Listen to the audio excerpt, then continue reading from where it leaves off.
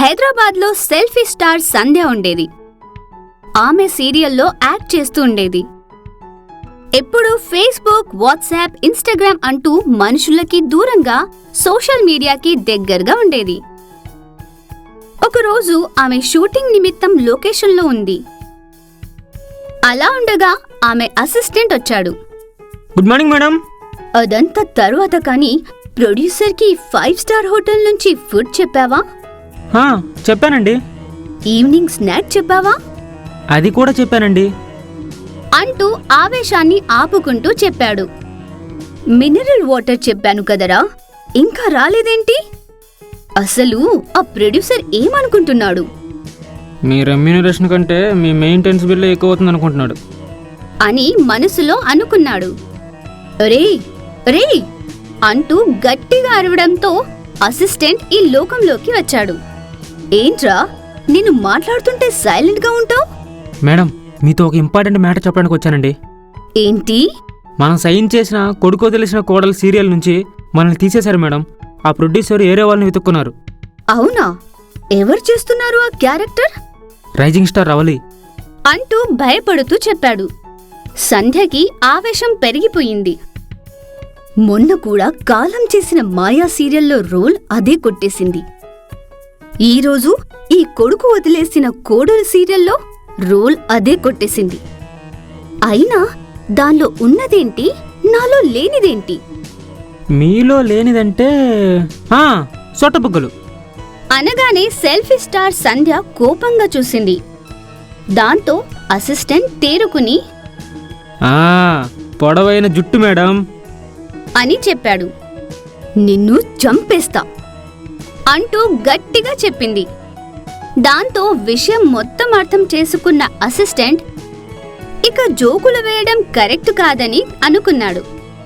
Madam, ఆ రవలి గారు remuneration పెద్దగా తీసుకోరు, టైంకి వస్తారంట.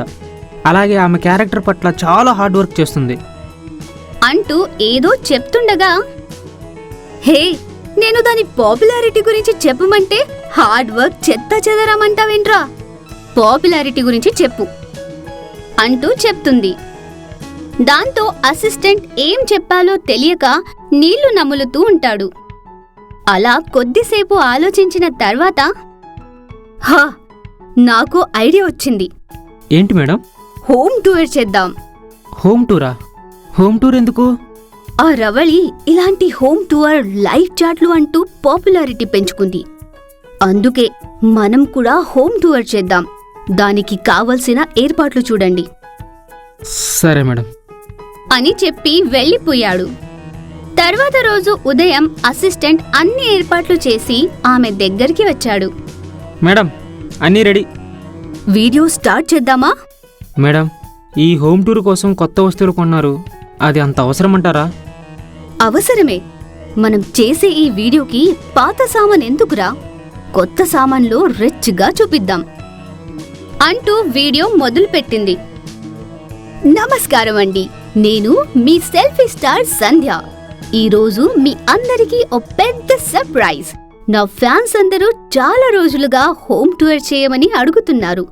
అందుకే మీ అందరి కోసం ఈ హోమ్ టూర్ వీడియో అంటూ మొదలుపెట్టింది. ఆమె చేసేదంతా అసిస్టెంట్ మౌనంగా షూట్ చేయడం మొదలుపెట్టాడు. ఇదిగో అండి, ఇంట్లోకి ఎంటర్ అవగానే ఇక్కడ సోఫా ఉంటుంది. ఇది 50,000 అండి. ఇదిగో ఈ టీవీ ఉంది, చూశారుగా? ఇది ఢిల్లీలో కొన్నాను, 25,000. ఇది కిచెన్ అండి. ఇక్కడ ఫ్రిడ్జ్ కూడా ఉంటుంది. ఈ ఫ్రిడ్జ్ వెనుక ఒక సీక్రెట్ లాకర్ ఉంటుంది. ఇందులో విలువైన వస్తువులు పెట్టుకోవచ్చు. ఈ కిచెన్ కి బెడ్రూమ్ కి మధ్య ఓ డోర్ ఉంటుంది. ఇది నాకు మాత్రమే తెలుసు అంటూ బాత్రూమ్, గార్డెన్ తో సహా అన్ని ఏరియాలను చాలా బాగా వివరించింది. వీడియో మొత్తం కంప్లీట్ చేసింది. ఇదేనండి మన ఇల్లు. ఇది చూసి మీరు చాలా ఎంజాయ్ చేసుంటారని నాకు తెలుసు. మీరెప్పుడూ నా వెనకే ఉండాలి. I need your support always. మీ సెల్ఫీ స్టార్ సంధ్య. బాయ్ అంటూ చెప్పింది. మనసులో కొన్ని వేల తిట్లు తిట్టుకుంటూ మౌనంగా వీడియో మొత్తం షూట్ చేశాడు. మేడం, వీడియో చాలా బాగా వచ్చింది. ఆ వీడియో ఎడిట్ చేసి ఆర్ఆర్ వేసి అప్లోడ్ చేయండి అని చెప్పి వెళ్ళిపోయింది. ఆ వీడియోని తీసుకొని అసిస్టెంట్ మొత్తం ఎడిట్ చేయించి యూట్యూబ్లో అప్లోడ్ చేశాడు. అప్లోడ్ చేయగానే చాలా మంచి రెస్పాన్స్ వచ్చింది.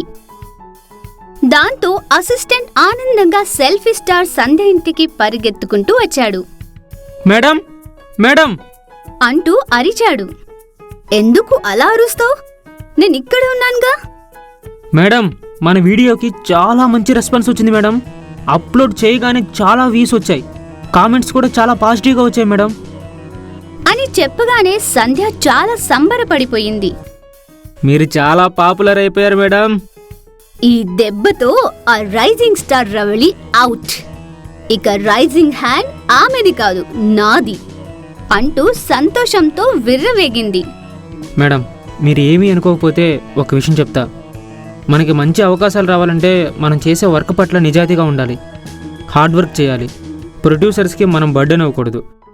అంతేగాని ఒకరి మీద ఈర్ష్యతో వాళ్ళని కాపీ కొట్టడం కరెక్ట్ కాదు మేడం అని చెప్పాలి అనుకున్నాడు, కానీ చెప్పలేకపోయాడు. సంధ్య మాత్రం చాలా సంతోషపడిపోయింది. అలా ఉండగా సంధ్య మాత్రం తనకి జనాల్లో విపరీతమైన పాపులారిటీ వచ్చిందని ఆనందంతో తన ఫ్రెండ్స్ అందరికీ మంచి పార్టీ ఇచ్చింది. ఆ తర్వాత వచ్చి నిద్రపోయింది.